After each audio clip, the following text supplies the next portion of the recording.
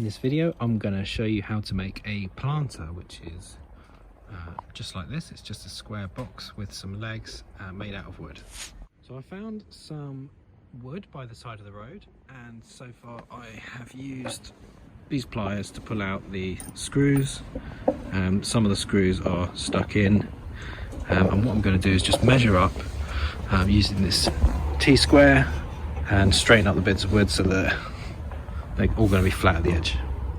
So with this bit of wood, I've just measured it using a tape measure, and it's 94 centimeters. So I just need to find the halfway point, which is 47.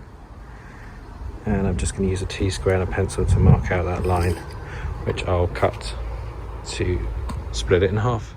So now I'm going to cut the two bits of wood I've got for the sides in half. So I've measured up and drawn a line there, and I'm going to use this jigsaw to cut them in half.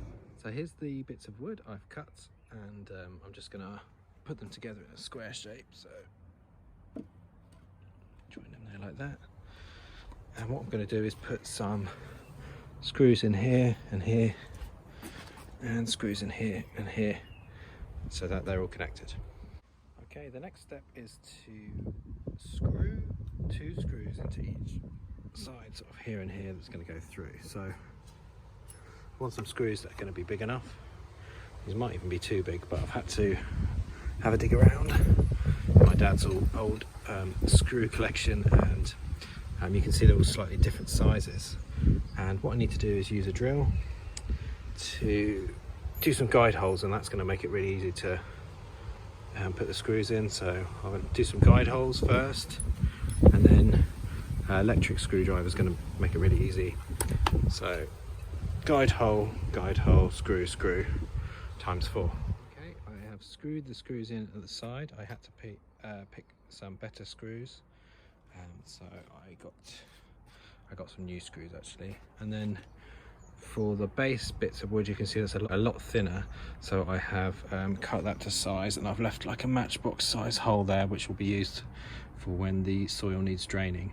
So we've got a whole box, and the last thing I need to do is put some lining in there, so when I put the soil in, it doesn't rot the wood.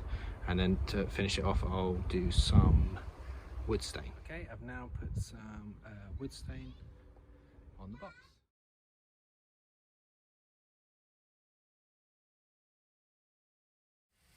Okay, I've put some legs on the side, which I had to cut the wood in half, so I could get the screws to fit in. Now I've got this black sheeting, which I need to cut so it goes on the inside and leave a hole, and I'm going to use a staple gun to secure that in. Okay, here's the finished product. So I've got the lining on the inside, and I have stained the legs as well. There we go.